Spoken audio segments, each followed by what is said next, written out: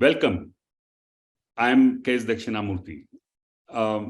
Today, we are watching a lot of action on Ukraine around the world. We see countries discussing it. In fact, New Delhi has just seen a major meeting of the G20 foreign ministers.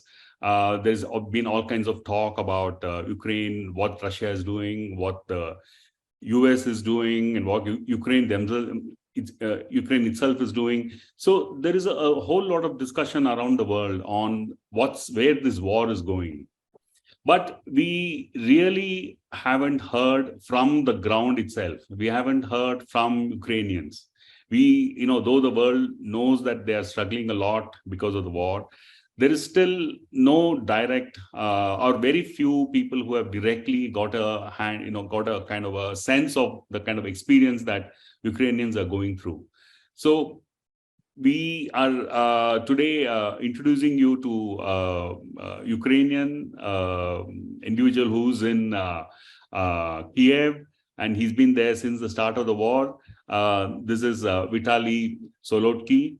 Vitalii Solodkyi is a person who works with the IT sector, and he has watched the war from the beginning, and he's been in Kyiv, as I said before. So he's one of the people in Ukraine who's experiencing what the rest of the world is just watching from the outside.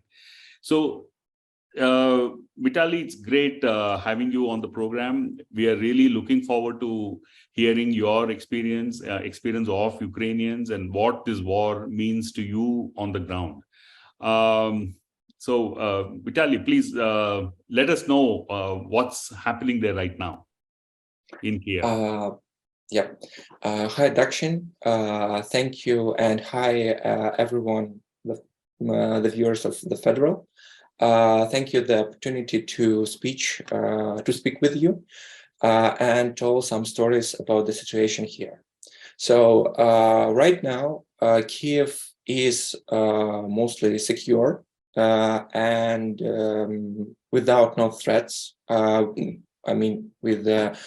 With some troops or vehicles or something like attack, but it's still almost every day we have sirens which give us understanding that the rocket could hit us almost every day and almost every moment.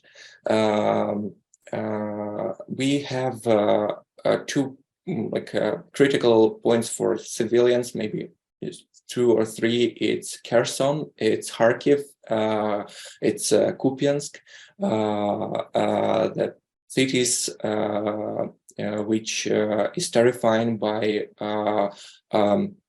attacking by field artillery from Russian Federation and Russian troops. So all these duels are too, I can just hectic for civilians there. And almost every day we have death in civilians, injuries, wounds. For example, yesterday in Zaporizhia, Russian 300 rocket launched on just civil flat and just demolish it. So our external works there to help people to find them, because we have just 10 people missed. So we just try to find them. And those acts almost every day. And for on the whole line, on the whole border line, we have some conflicts, some mortar or artillery shots, and this is the face of war. Also, I must to say that we have two critical points on the west, where our troops defending our land. So the situation there is tough too. Yeah, I will come to that, Vitalii. So yeah. How has been the experience of your friends and your family in the last 1 year? We dramatically change all. Almost we have due to our updates from we have a commission from psychologicals, and they told that every second Ukrainian have a PTSR. It's syndrome, common syndrome from war effect. So the life of all Ukrainians changed, but one day. I mean, who stayed in Ukraine, and also our community in other countries, because we starting to joining, start to help each other, because we have a lot of refugees, a lot of people who leave their places because due to the war. My personal story of 24th of February is just I go to bed without any thoughts that war could be. I think it will be an escalation, some sorts of I don't know, new artillery, new artillery duels on West, but nothing like so huge and expansive. I mean, and then just 5 hours, 5 a.m., my mom called me, and she said that war begins. We woke up. Kyiv is now launched by missiles.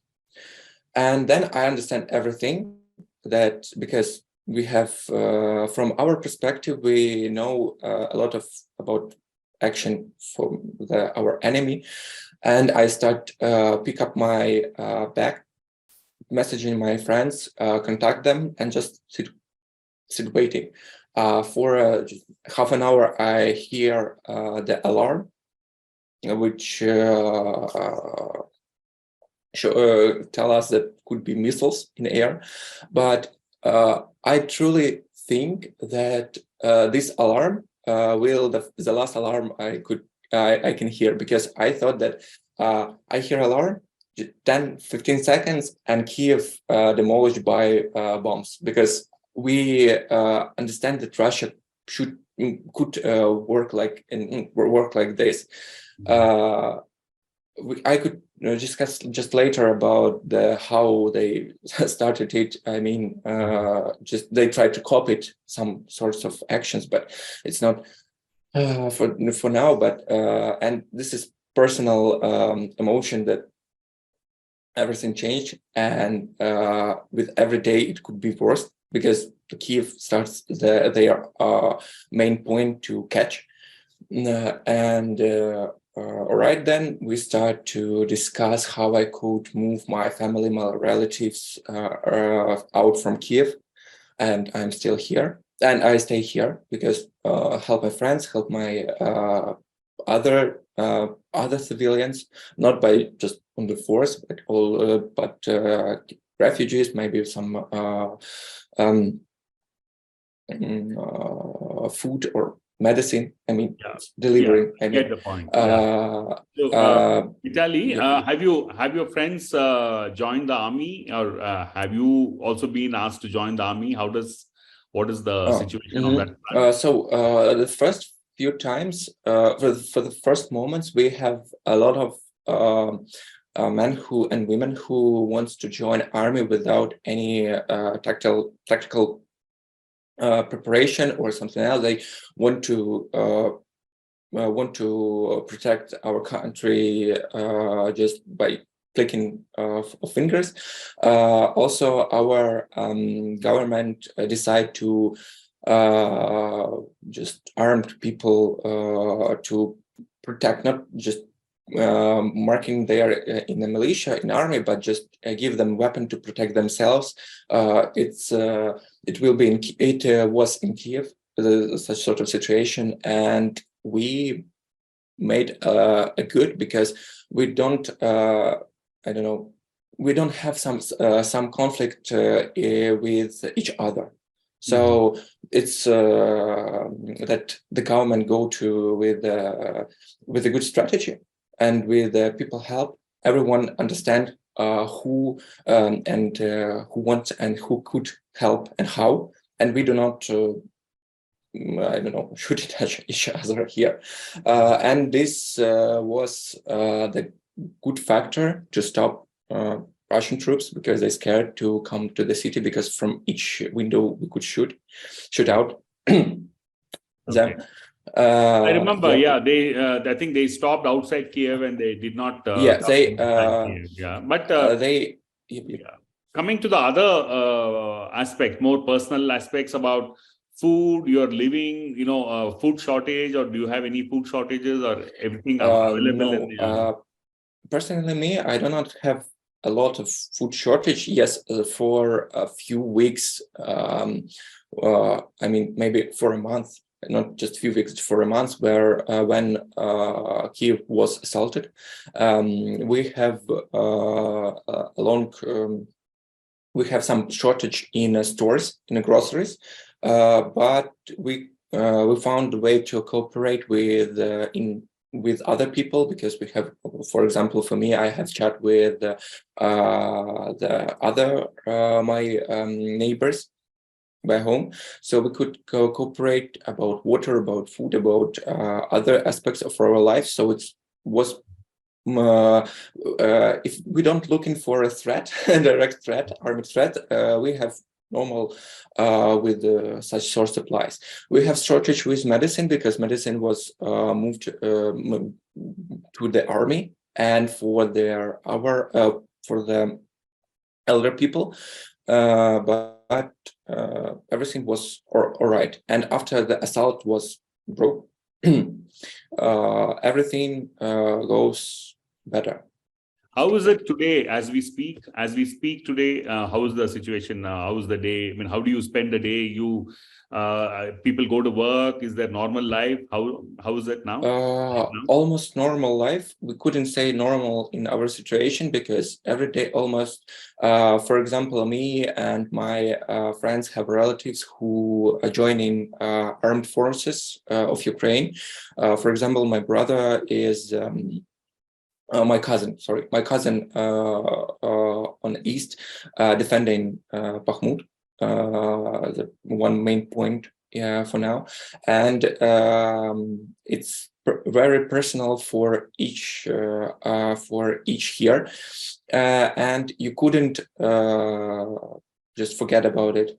Every day we just woke up, scroll the news, scroll the chats where we could donate for vehicles, for some help, for some just little gadgets or little help for our troops, and it's almost every day.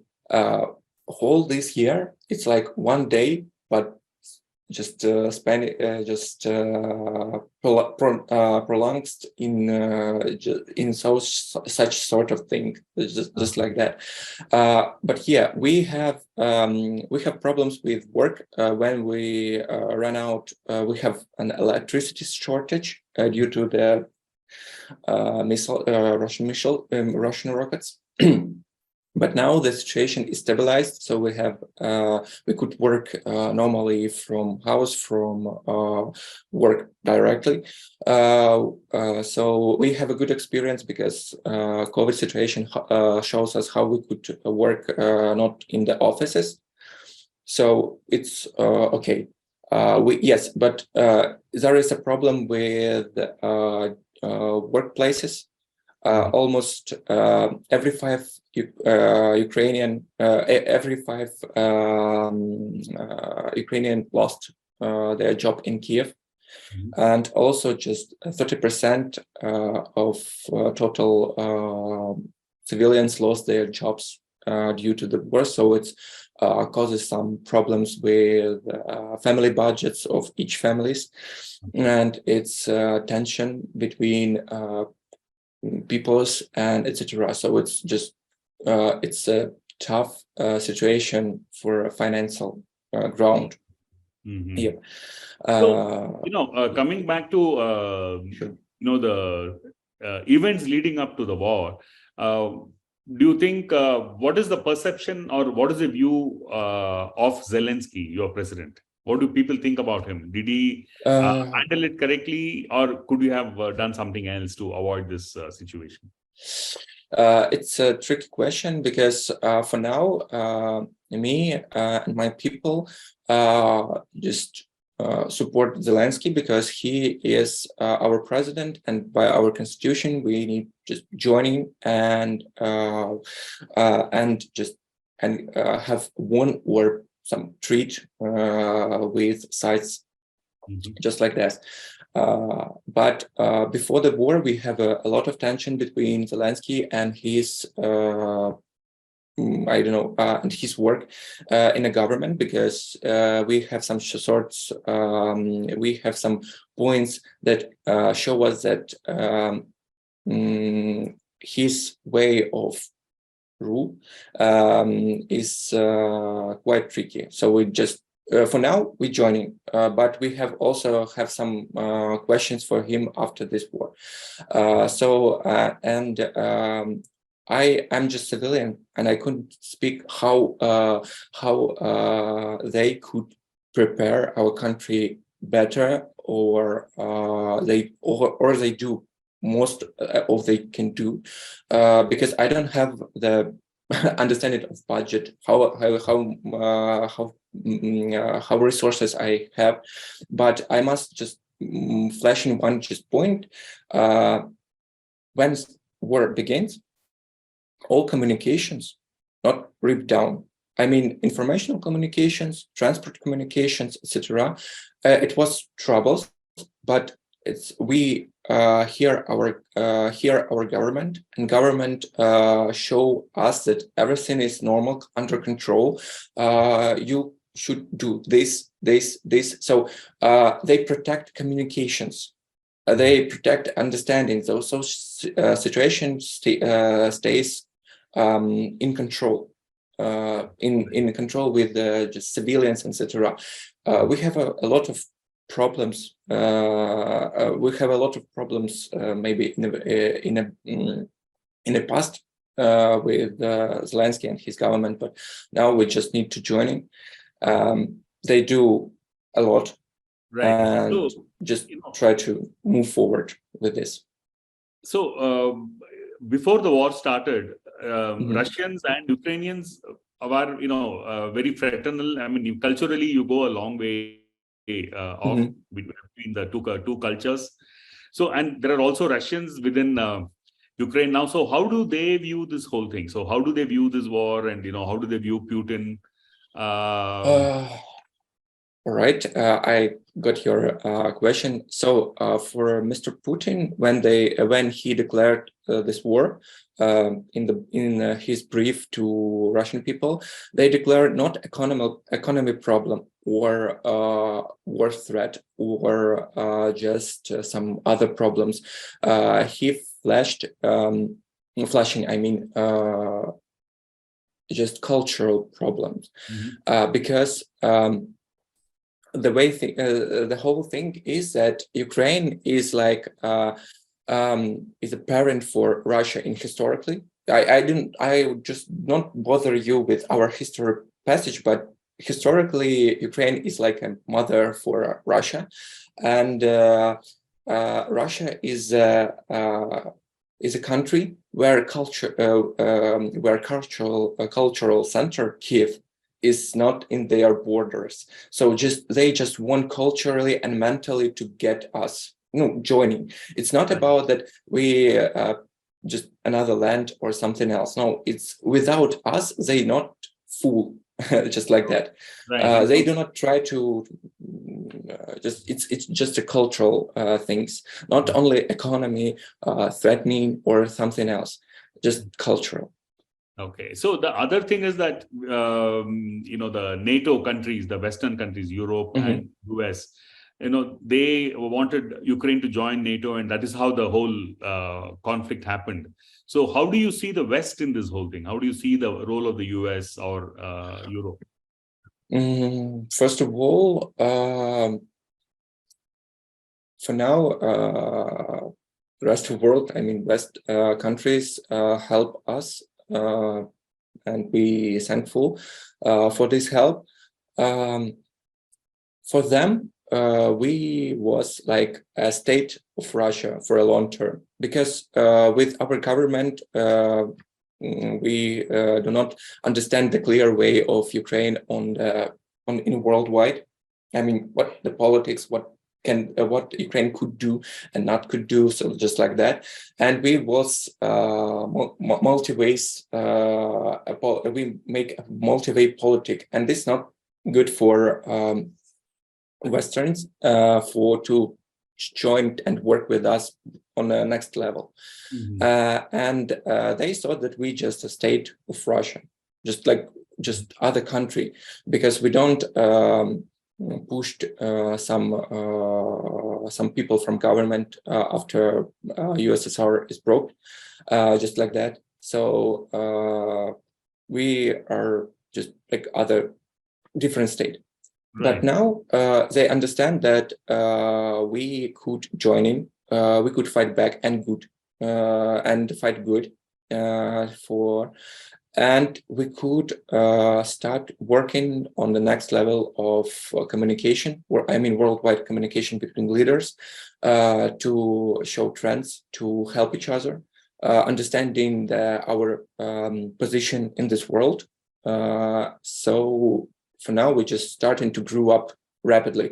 Not only each Ukrainian, but also our government, our politics, etc.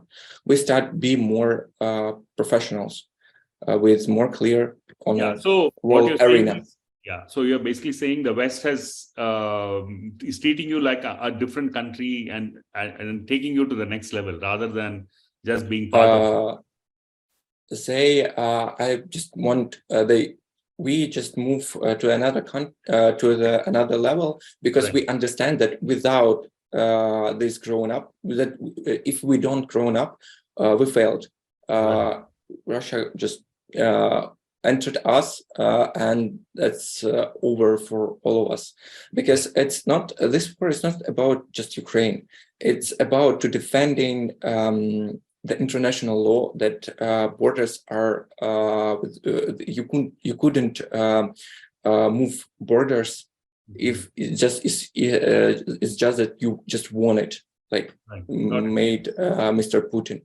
That international law works. You need to discuss, you need to cooperate, not just one day you decided to interrupt other country and bring death. It's not civilized. Understood. Yeah, got it. Yeah. So basically you're saying there are laws and every country has to abide by those international laws. You cannot just do what you want.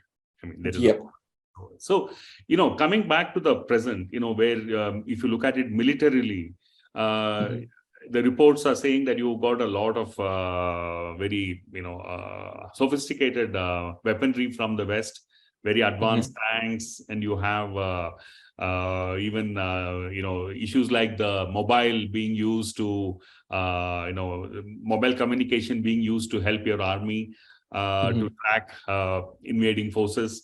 So but then you have Russia, which is now also dealing with outdated tanks, and their weaponry is not considered very up to date.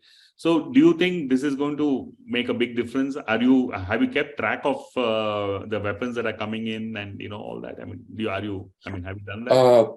As a civilians, we couldn't track in real time what weapons come here and what not. It's like a government secret. Countries. It's a secret of our Genstab. But we have a lot of video from the first line of war. Our troops sent us a lot of video to understand how they works, how Ukrainian forces and Russian forces works. And I just want to that our soldier could be prepared as he can, or she, with the good abilities to defend my country. So I really happy when from West we have a such sort of help, not even from West, but also from some Asia countries, also from Middle East, just like that. A lot of countries help us. They understand that we need just defend, not just defend ourselves, but defend international law, just like that. And what's about Russia? They use a terrifying tactic. They use just human force, because we destroyed a lot of their tanks and armored vehicles, and they just rush with the humans. And those fields looks like in a Verdun at the First World War. It's terrifying. It's really, you saw the video from a copter, for example, and it's totally disaster, even just for also for Russian families, because for now, by our statistical centers, every third family lost the person who they know on a war. I mean, from Russian side, just like that. So it's the situation in on our borders. It's really dramatic for both sides, because we lost our best men. With their bravery and understanding that what they want to protect, and from other hands, we have people who rushed to our position, but not for some propaganda or glory for Russia, but just fear of death. Because if they do not move to our position, they will be just killed by their own commanders, just like that. So it's really terrifying. What do your friends in the front tell you? Do you have any friends of yours, relatives who are fighting, and what are they telling you personally? Personally? Yeah. Yes, I have a cousin for now. I have a cousin on the West. He has been wounded maybe a few months back. Also have a contusion, and he tell us he cannot tell us a lot, but he speaks that almost every day we have top to 10 or 15 attacks on our positions, and it's for now. You could be motivated. You could be with a good gun or abilities to defend, but almost every day with 10 with 5 attacks on a position, it's demolishing people. No, it's demolishing people physically, and maybe some psychologically, because sometimes it's from his word, sometimes it's really hard to just press I don't know how to say it, press finger on the semi-gun or to stop those people, and you show them, and they just run on your position, and you just don't stop shot. It's just massacre. So coming, how would you? What is your hope? How would you want this war to end? I literally want that. Yep, I literally want that this war ends on our words, with our positions, that Russian troops should leave our territory. And I, the same way as Mr. Zelensky said, that Russian troops should move on the border 1991 of Ukraine, leave our territory, and then we could discuss peace treaty. But also this political role of this, and I close to this. I support it.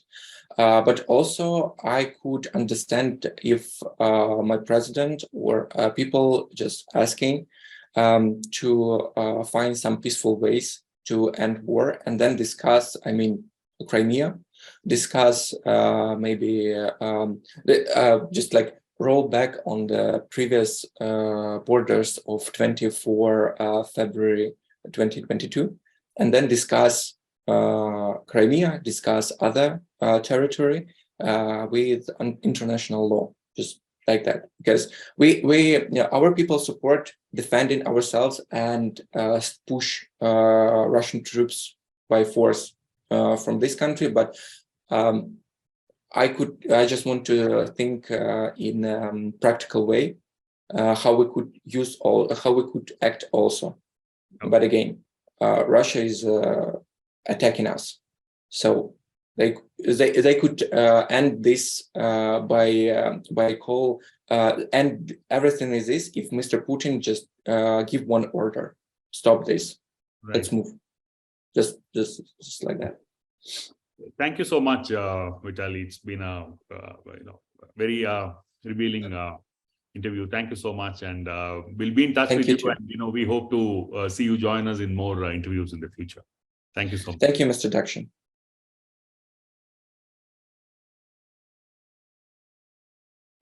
Subscribe to the Federal's YouTube page for more interesting updates.